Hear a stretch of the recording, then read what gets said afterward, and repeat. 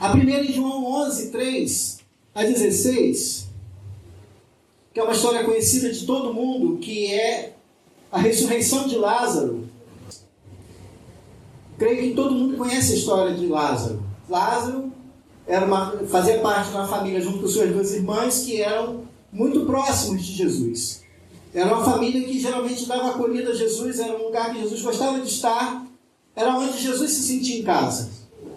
E de repente, num determinado momento, o que acontece?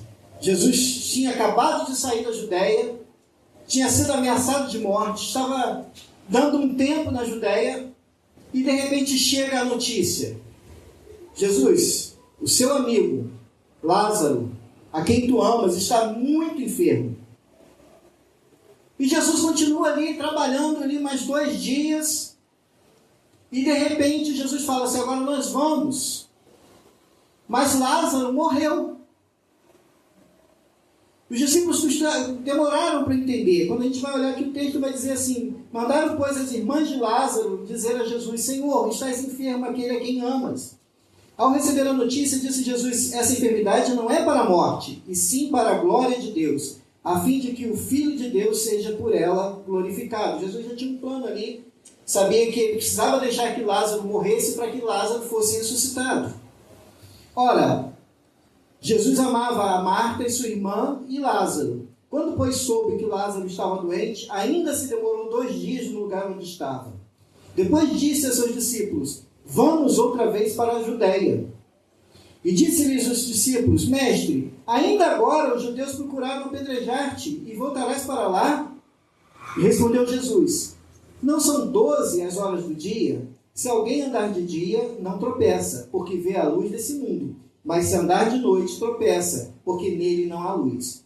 Isso dizia, e depois lhes acrescentou: nosso amigo Lázaro adormeceu, mas eu vou para despertá-lo. E disse-lhe, pois, os discípulos: Senhor, se dorme, estará salvo. Jesus, porém, falara a respeito da morte de Lázaro, mas eles supunham que tinha falado do repouso do sono. Então Jesus lhe disse claramente: Lázaro morreu, e por vossa causa me alegro de que lá não estivesse, para que possais crer, mas vamos ter com ele. Aí entra o nosso personagem. Então Tomé, chamado Dídimo, que significa gêmeo, disse aos seus condiscípulos: vamos também nós para morrermos com ele. Eu quero trazer para você aqui um pouco dessa situação, desse clima que estava entre os discípulos. Porque havia um clima de medo. Havia uma situação de medo, e era um medo real.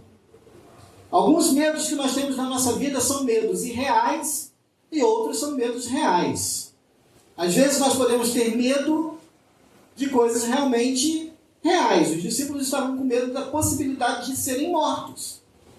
Jesus havia sido ameaçado de ser apedrejado. E eles sabiam que os judeus poderiam de fato levar adiante essa promessa de apedrejar Jesus.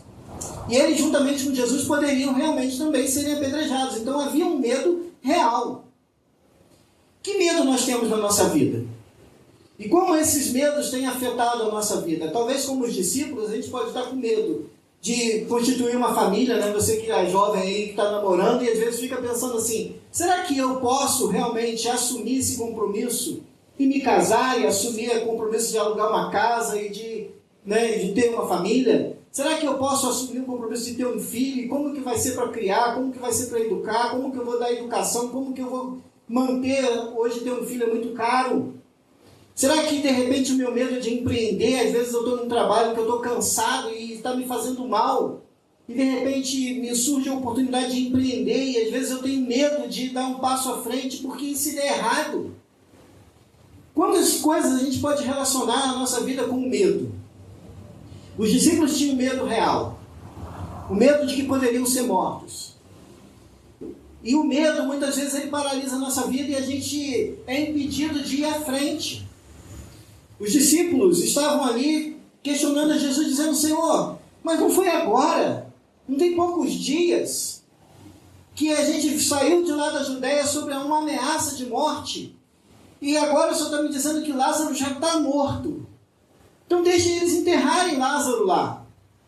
Deixe que Lázaro seja enterrado por eles. O que a gente vai fazer lá? Mas existe uma situação muito interessante aqui em Tomé, porque Tomé resolve enfrentar o medo. Tomé diz assim, vamos lá e vamos morrer com ele. Ou seja, vamos lá, se Jesus está dizendo que é para ir, vamos lá. Jesus está dizendo que é para a glória de Deus, então vamos encarar.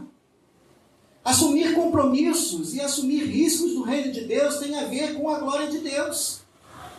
Às vezes a gente deixa de assumir riscos que podem glorificar a Deus na nossa vida, como assumir um compromisso no ministério, como assumir algo para o reino de Deus, de fazer algo, como eu falei, em relação a estar indo pregar num ambiente que não é meu ambiente de costume. E de repente você percebe que aquilo pode ser para a glória de Deus.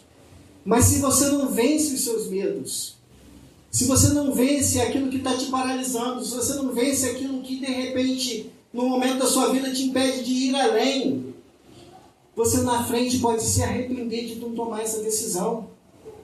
Através do momento em que Tomé tomou essa decisão de chegar para os discípulos e dizer assim, olha, vamos lá e vamos morrer com ele. Os discípulos então vão com Jesus. E nós sabemos como que termina essa história. Jesus chega lá, Lázaro já estava morto há 4 dias. E Jesus chega lá, toda aquela situação que a pregação não é sobre Lázaro, então nós sabemos que Jesus dá uma ordem, Lázaro então é ressuscitado e a glória de Deus, realmente, Deus é glorificado através daquela ressurreição. Então nós vemos aqui Tomé vencendo os seus medos, encarando um desafio de Jesus e indo em direção àquilo que Jesus disse que poderia ser para a glória de Deus. No seu coração e no meu coração, qual é o seu medo que te paralisa?